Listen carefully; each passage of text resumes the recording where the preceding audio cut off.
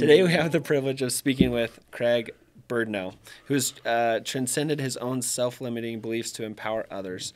After being laid off at the end of 2020, Craig embarked on a journey from doubt to confidence, evolving from a position where he's now coaching employees and executives to become a beacon for guidance for those seeking to uncover their true potential. Whether as a coach, consultant, or advisor, Craig's approach to personal development is both unique and inspiring. Craig, welcome to the show today. Appreciate Thanks. it. So great to be here. Talk to me about more or less the catalyst of change from where you were at to becoming a coach. Do you feel like the catalyst was in 2020, or talk to me about that? Yeah.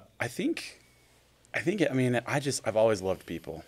Like when it comes down to it, like people that pushed me down into like the HR role, helping businesses with, managing their people, making sure that they're taken care of, that kind of stuff. Engagement, I was super focused on. Went down the PhD route thinking that's what I wanted to do, and that wasn't, pivoted back into tech. And then like the first experience that I got, that I was like, coaching. Okay, what is this? What's this all about? We brought in an executive coach in to our leadership team, and it was amazing. Like the amount of growth that we experienced, that we got individual coaching that I experienced in such a short amount of time. It was awesome. I knew right then, I was like, okay, why has nobody told me about this? This was it. And I was like, okay, cool.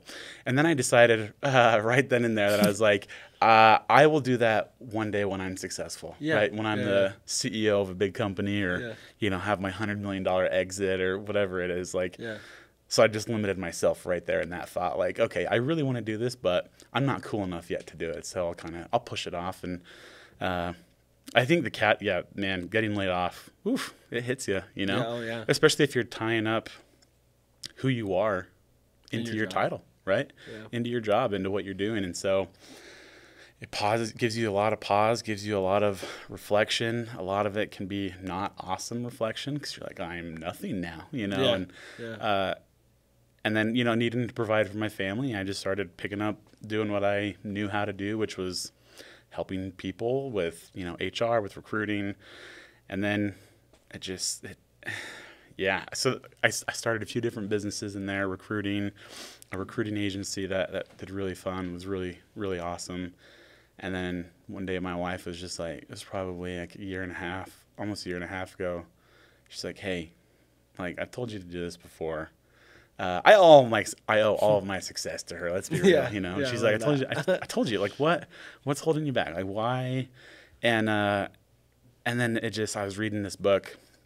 I think it's the Trillion Dollar Coach. And it hit me. It was actually really cool. I had been like really focusing, and I felt like I got like a really awesome prompt that was like, hey, just serve people right now. Like worrying about like what I was going to do next. And my answer was like, hey, just serve people. Like, that's it, period. That's all I want you to do. God, meaning all I want you to do, right? And I was like, all right, great. And then I read in the book, like, coaching is like one of the most ultimate ways of actually serving people. And it just was like, oh, like the heavens opened, it opened, so to speak. let's go. And it, from there, it lined up, and it was like, it's time. And there's been parts that have not been easy. You're always thinking like, oh, am I actually really going to help people? Like, am I actually going to provide that space? And then it's like, oh, yeah, we're doing it. Like, we're there, let's get to work and let's go. How do you start working with people? Do you have a particular, I guess, what's the word? Like particular niche? Strategy or niche, or like how do you start working with people, or where do you take people from to where where they are now? Yeah, that's a great question. Again, I think it comes back to just serving people. Like I have two strategies for getting new clients: do a free consult or just do a free coaching session. Like whatever makes the most sense. If people are like, hey, I think I really want to do coaching, then it's like, let's do the free consult. And then let's figure out exactly where you're at. Let's get really clear on where you want to go, and then we'll get really clear on how you're going to get there. A lot of times they're like, oh, this is the problem. Like this is the problem that I'm bringing in. And quickly it's like, hey, I don't have enough money, or I don't have this, or, I don't have the skills, or no, if I just change this one thing, I'm going to get it. And it's like, I'd say 9 times out of 10, that's usually not what it is, right? For me anyways. We uncover those beliefs that the mind is so powerful. Like our conscious mind makes up like 10 to 20% of our thoughts. Subconscious is like 80 to 90, right? And so how much work are we doing on our subconscious mind to constantly program it to do exactly what we want it to do? Not I wasn't. Yeah. Like I think most people aren't. Yeah. I still have. Yeah. You know, I'm a coach. I'm far from perfect in a lot of ways, in every way, I think, actually. But, you know, and so I still have to do the work. Like, the work is never ending, and we're always improving and always growing. Yeah. And so, yeah, it's lifelong work for sure. Lifelong. Yeah. Yeah. And so, you know, taking them, I mean, some people want to get a new job. Some people want to make more money. Some people want more time with their family, and they don't know how. Some people just constant, like, I'm stuck. I don't know what I want. I don't know what to do. I feel like I can't get out. I feel like I can't do anything. And it's like, hey, there's one person that has the key to solving these problems, and it's you. Yeah. Right? Yep. You think it's something else. 9 times out of 10, it's usually not that thing. Right? And so we get into that and hold up a mirror at times, right? People are always like, hey, I want to spend more time with my family, but all you've actually talked about in our conversation is money, right? And it's like, hey, like, do you realize you're doing that? Yeah. That's what coaching is. It's like totally asking questions, pointing things out. Like, do you realize this is the question? Like, this is the response that you gave, and they're like, oh shoot, okay, yeah. And that in those moments, it's like, we got him. No, I'm just kidding. Yeah. Well, no, but it kind of is like that. It's like, look, it's a little more of the self-realization, you know, of like, no, this is actually what's going on from a neutral, more or less, third party. Yeah. Right? Yeah, and a lot of times, what got you into your mess, what got you into the life that you're in, the same thinking isn't going to get you out of it. So if you don't change the way that you're thinking, the way that you're approaching, the way that you're trying to become something better, then you're probably going to do a lot of the same stuff. I mean, what's cool is people, like, I work with high achievers, high performers, people that are, I mean, they're putting their shoulder to the wheel, and they're just going, and they're doing a lot of really great things. But the challenge is they're like, hey, I'm doing good. Like, look at all this stuff. And it's like, but you don't feel like you're worth anything, like, personally. It's like, you know, I think, you know, a lot of millionaires, right, that are miserable. You sell your company, like, I can't remember the stat, but people who sell their company almost always experience a pretty intense depression after. And you're like, this is the peak. This is, like, I made it. Yeah. Millions of dollars. Like, everyone's wanted. Like, money, you know, like, boom, success. Yeah. And then it's like, crap, who am I? Right? Yeah. Yep. What does that mean? So, what do you feel like are the questions you ask to bring that out of people? That's a great question. One of my favorite questions is, like, if I called you up, and I've borrowed this. I mean, I'm sure every bit of knowledge is borrowed from somebody. The most recent person I can think of that I borrowed it from is, like, Rich Littman, a super awesome coach. But is like, hey, if I called you up 3 years from now, and you said, holy crap, Craig, like, he doesn't say crap, but, like, you know, holy crap, like, everything is, like, going amazing. What would that be 3 years from now? Like, paint that picture and actually feel it. Yeah. You know, because, like, if I asked you that right now, it's like you're probably thinking of a few things, but then some people are like, oh, yeah, I got it down like this. And then other people are like, I have no idea, you know? So, like, that's a really good one. It brings out, like, oh, crap, what do I really want? Like, where am I going? And then you start asking questions about, like, hey, this is what you're saying you want. You know, like, people are like, oh, I want to spend more time with my family. And it's like, well, you just took on this other responsibility that's going to add 10 more hours a week to your work. Guess where that 10 hours is coming from? It's coming from your fam, you know? So, or, you know, no sleep, or, you know, something else. Something. Those 10 hours got to come somewhere, you know? We all have the same amount of time. So it's just, one way I like to put it is, like, just making sure their heart and their mind are aligned. Because so often our mind's like, we got to make money. We got to make money to survive. Like, Craig, we gotta survive here. Mm-hmm. We gotta do that. My heart's like, dude, we're gonna make money. But what's most important? My family, my friends, the relationships, people, you know, doing the things that I love to do, right? Totally. what do you think are the steps then from recognizing like what, where you're at to then getting unstuck, right? So you recognize where you're at, but how do you then put that into practice? Yeah. So this is a good thing. I think if we weren't having the conversation, right, I would tell people, like, write down what it is that you want. Then write down what are all those fears. Like, what do you think the limiting beliefs are that are holding you back from doing it? Oh, I don't have enough money, or I can never do that. I don't have the skills. I don't have all this. But when you start making that list and you start going down, again, I kind of bring it out when we're having the conversation. But if you're not, like, you can do it right now. Like, boom, just start writing it down. And then you just look at it and you're like, you're taking the subconscious thoughts out of your mind.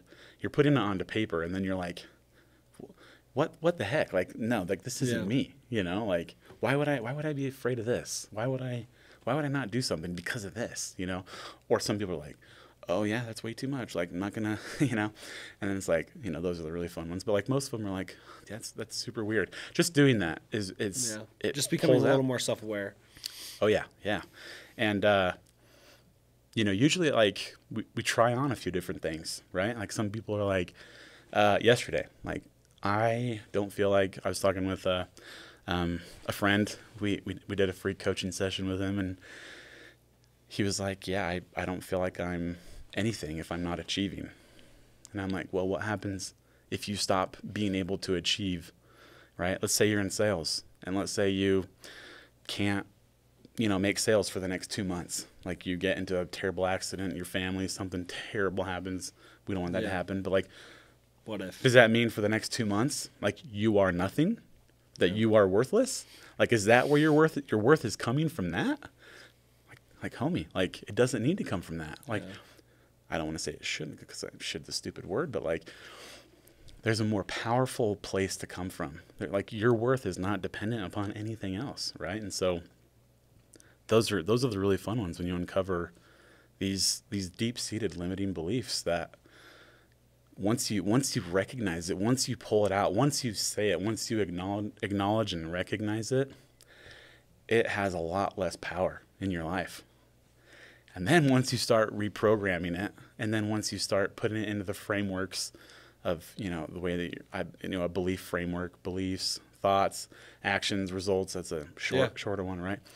Once you put it in there, then it's like, oh, it has a lot less power now. And now you start giving power to the most important thoughts that are actually going to dictate what you do.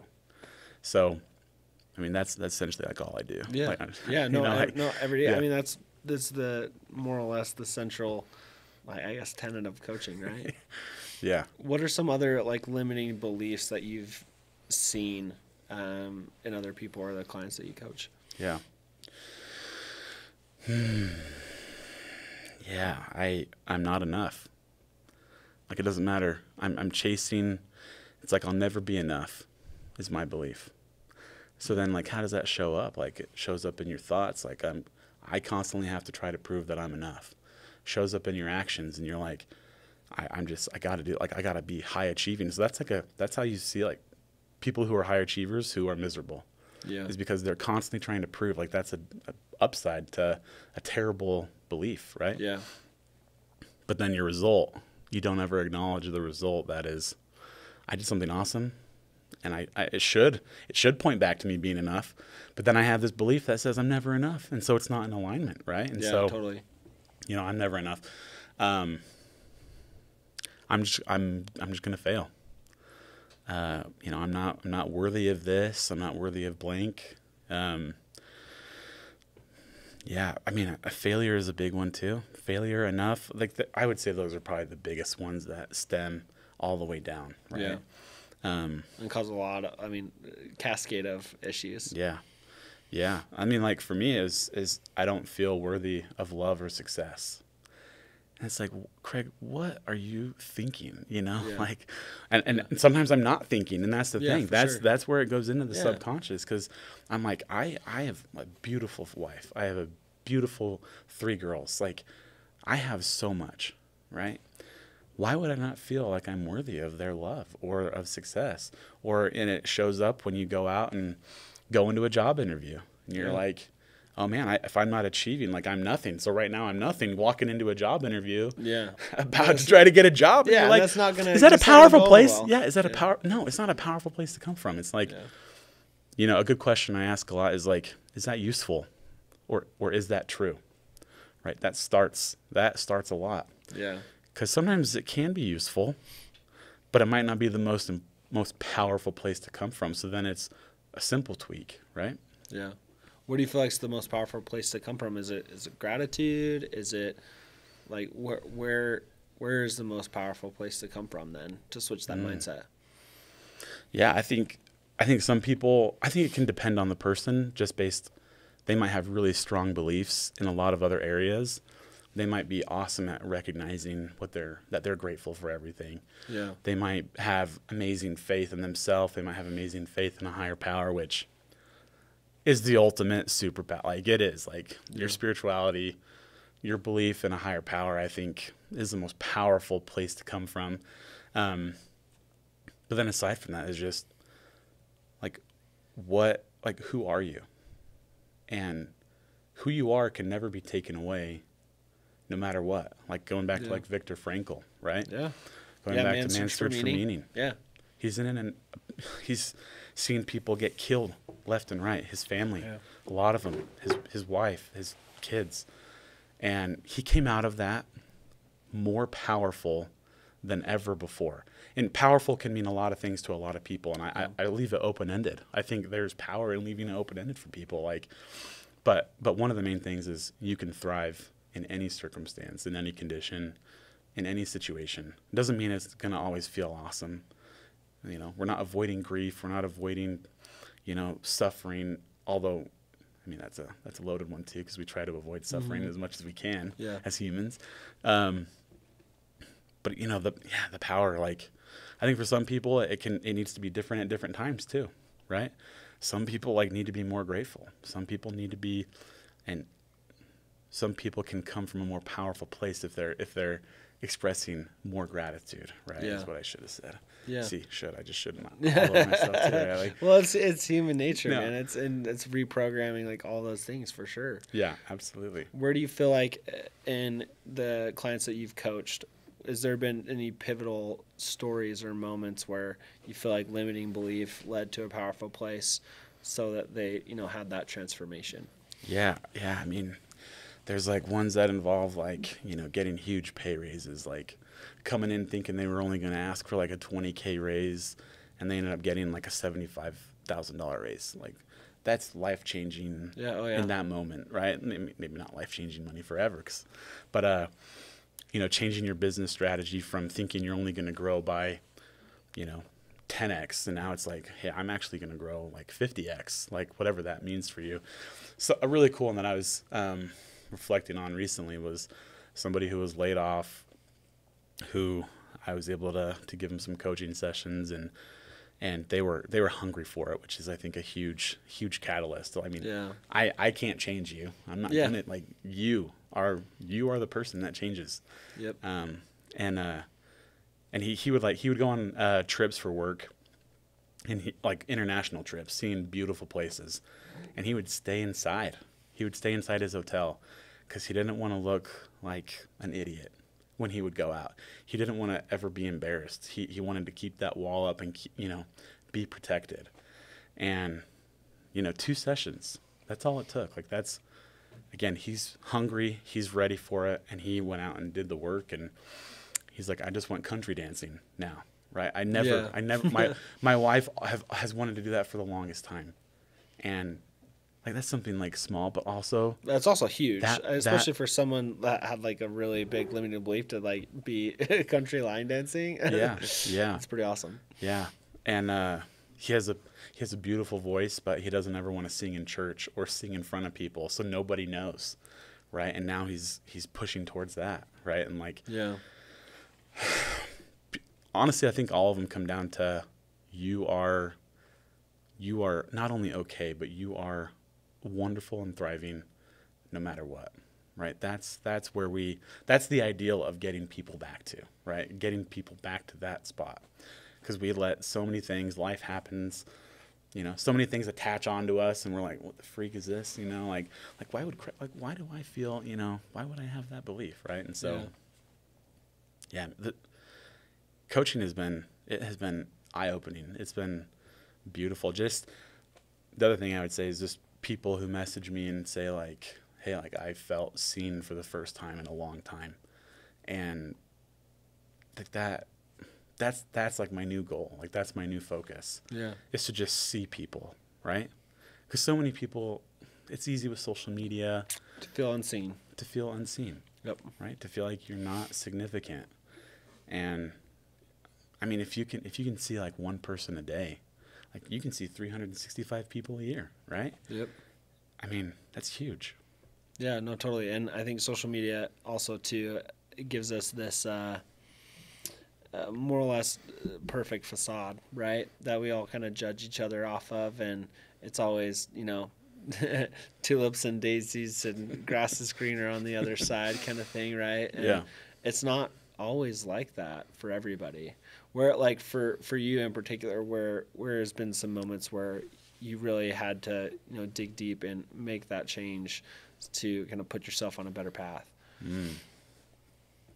Yeah, I mean, I think in order to start coaching, like uncovering that belief was huge.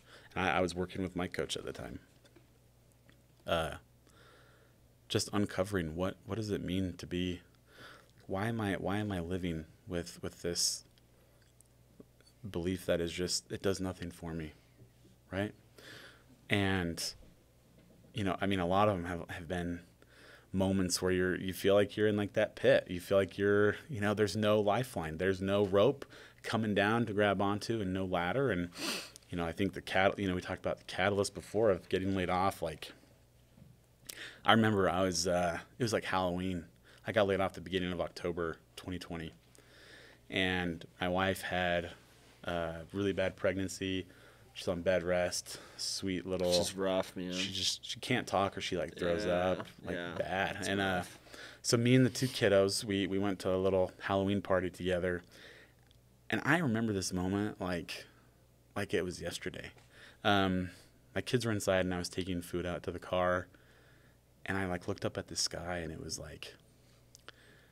beautiful. It was a beautiful October night, clear. I think there was a beautiful sunset.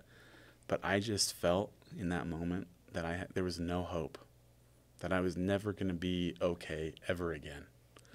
And I'm okay, Yeah. Like I had some amazing experiences after that where I felt seen by so many amazing people.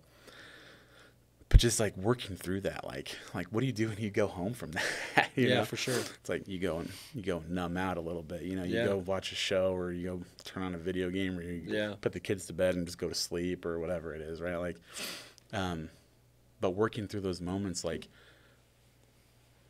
stuff still pops up all the time, right? Even now that I feel like I have that belief, like I'm worthy of all the love and success in this world. Like I can create, I was born to create love with other people and show them and help them to be seen, right? And so stuff pops up where it's like, hey Craig, remember this old thought that that you used to have, this old belief? And it's like, I don't. Then like an hour goes by, and I maybe have sat with it for an hour, and I'm like, okay, we know what this is. Yeah, we're past this. We're past this. We're past like this. Done. Yeah. Make that shift, right? Yeah. It's over. And it's like the work we talked about. It's never ending. Like you have to choose every single day, sometimes even in every minute, to choose to think and believe and be who you want to be, right? Totally. No, it's a daily choice, and we're all human, and we all make mistakes. We also, it's one of those things that practice leads to confidence. Right. And so practicing those things, like rewiring, your thoughts and how you think and your actions, that all leads to the, more confidence and less limiting belief. Right. Yeah. Yeah. I mean, and some people have one coaching session with me, and they are off, and they are like new people, right? And that's not a testament to me. That's a testament to to them, and providing that space, that container for them to be able to come in, and they just get one. Sometimes it's just one insight, one aha, one little huh, right? Like one little thing, and that's all that they need to just go out and rock it, and rock it. And I remember that happened with one of my friends who reached out to me for a coaching session, and he got laid off 2 weeks later, and I was like, hey, how are you doing? He's like, amazing. I am, it came out of nowhere. Yeah. But I'm rocking it, and I feel like I'm more aligned than I've ever been. And it's those, this is I just love those success stories. It's beautiful. No, attitude's everything, and it's the only thing you can control at the end of the day, right? There's so many other things outside of our control that we can't control. So let's control what we can control, A lot of my clients are business owners and execs or higher up and managing people and teams. And I think they overestimate what they can control often. Yes. And it leads to burnout so quick. It leads to spending hours and hours with stuff that you have no control over.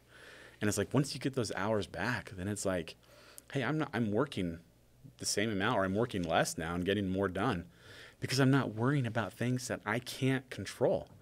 I'm not worrying. I can't, I was listening to, I can't remember the name of Arnold Schwarzenegger's new book, but he went in for a normal little orthoscopic treatment in his heart, and they had to crack him open. They nicked something, had to crack him open, do a full open heart surgery right there on his heart, and it changed, from being everything 3 days to being a month and a half recovery. Yeah. And he can't control that. You can't control stuff like that happening. Yeah. He had 1 minute where he was son of a, and then he's nope, I'm switching. And he got very clear on what he can do. And that is power. That is a strong mind. That is a powerful place to come from. When you give away everything you can't control, right? And you focus on the inputs. The best are salespeople, right? Who are again, they're high performing, they're high achieving. For sure. You're getting paid. Your pay is attached to it. Yep. Right. Performance pay is a lot of communication. Yeah. And they're you can't control making a sale. What can you control? You can control the dials you make. You can control the reach outs on LinkedIn. You can control the hours you spend prospecting and researching your clients or potential clients. But you can't control if they make the sale. You can set it up perfectly. You can make that, go over your process. You can only control the inputs. You can't control the outcomes. And that's why attaching outcomes and achievement to your identity, to who you are, super hard. It's super hard, right? You're a business owner, especially when you get detached from those things. Yeah. When something happens that's out of your control and detaches you from the outcomes, and you've attached those two things together, it's identity crisis time. Yeah, all the time. And that's why it's how do you come from what's the powerful place to come from? It's check your identity. Who are you? And what are things that can never be taken away from you? Those are the most powerful places to come from. I am a son of God. I am a father and a husband, and I love people, right? And I try to see people and serve. And I can always influence that. People don't have to love me back, right? Yeah. I can't that's control their choice. that. Yeah, their choice, right? But those are things that'll never be taken away. Even if, my family, pray that never happens, that they're just poof, gone. Yeah. I would still be their father. I would still be her husband, right? I might remarry, right? I told her to remarry too. So we're on the same page there, I'm just 2 months, go for it. She's no, I'm not gonna do that. But I was just marry rich. Right? just go for it. Just right? Go for it. No, but that's awesome. You can't control that's a huge thing. Yeah. Getting focused on that causes that misalignment between your mind and your heart all the time. I think I can control things that I can't, or I want to like will it into existence. And then you work 80 hours a week, and then you do things that you don't want to do, but you do because you're trying to like make this happen. You know? And so. Yeah, no, totally. What advice would you give somebody that is like, you know, more or less stuck, maybe looking for a mentor, looking for a coach? What advice would you give that person? Yeah, this is an interesting topic because my wife sent me a Facebook post yesterday where everyone was like bashing coaching hardcore. It's like coaches, coaching, oh my coaches, gosh, they're coaching, freaking, coaches. and you see stuff in the news around here in Utah of Yep. some people who were coaches that led people far, far astray, right? Yep. I think it comes down to like, hey, what are your values? What are the frameworks that you typically operate in? Like asking those questions. Those are big questions. Like who are you? Who are you? You know, I don't want to. Like, there has to be a better phrase than who are you getting into bed with? There has to be a better phrase than that for us. No, but I think I understand what you're talking about. Yeah. It's like when you get into business with somebody, like, oh yeah, just some random dude, like, or dudette, like, let's go for it. Let's go make this happen. It's like, well, hey, do we value the same thing? Do we want the same thing? Are we know how we're going to get there? And are those two things like completely misaligned? Yeah.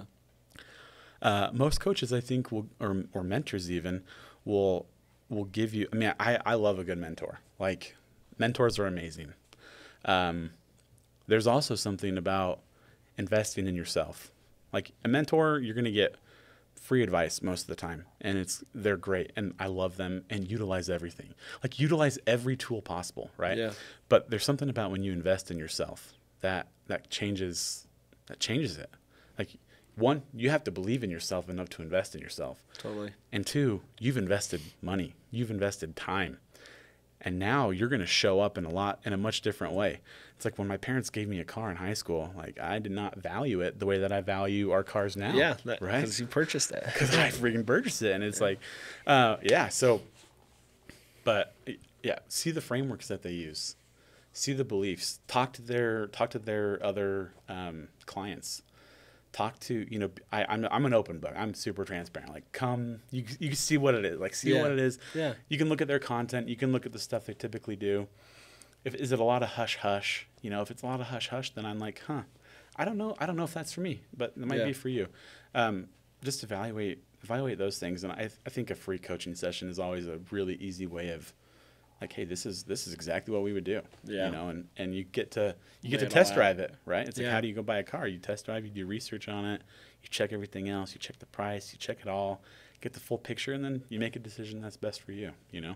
No, totally. And how do people come and find you? Is it most common on LinkedIn, or where do people find you? Yeah, just write me a letter. I'm just kidding. Yeah, write you a snail mail letter.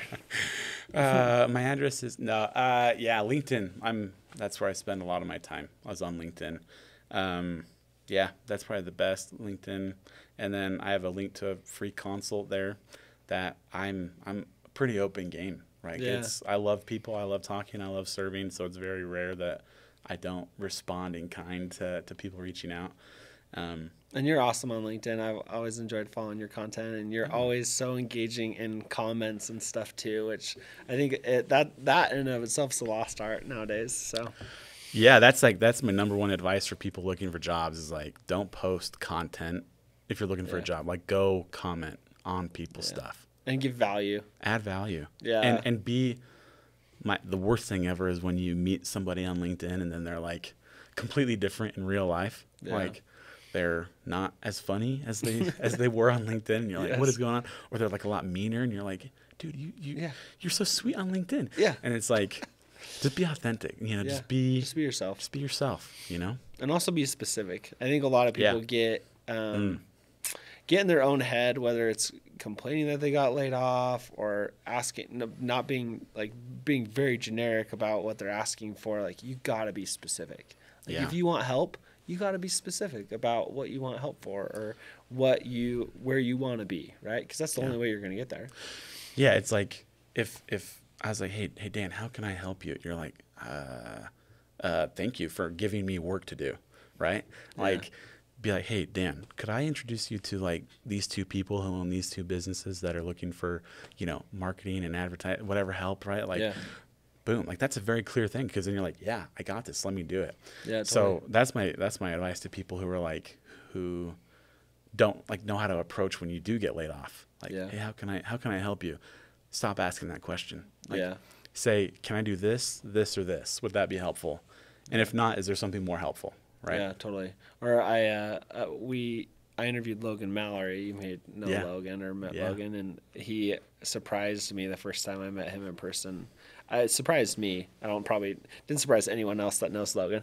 But he asked me, he was like, Dan, so nice to finally meet you. Like, what's your biggest problem right now? You know, just like, what's your biggest problem right now? And like, how could I help? Right. Yeah. And just some of those reframes are really awesome, especially when dealing with layoff, when dealing with whatever. Like, get specific, because you're gonna go a lot farther, you know. And he didn't try to solve it with motivosity, No, right? he didn't. You know what I mean? Like, he hey, didn't what's even- your biggest problem? Let me no. spin it. Let me spin it to benefit me. No. Yep. Those are people that that make you feel so great to be around. Yeah. That just give and don't have any attachment to anything in return. You know? Yeah, no, 100%. Well, Craig, I super appreciate the time today. Thank you so much for being on and thanks for telling having your me. story a little bit and giving some advice on like how to get unstuck for sure, how to, you know, really work on your mindset and hopefully set yourself up to be where you want to be. Again, LinkedIn's the best place to find you. Anywhere else? My house. No, actually, yeah. LinkedIn. Show up at your house in snail mail. yeah. LinkedIn. Come engage. Come tell me your story. Come let me know how I can help and serve, and just let's have a great conversation. You know. Awesome. Well, thanks, Craig. Appreciate it. Thank you, Dan. It's been a blast. I'm glad. That's a wrap. Thanks, guys. Appreciate it.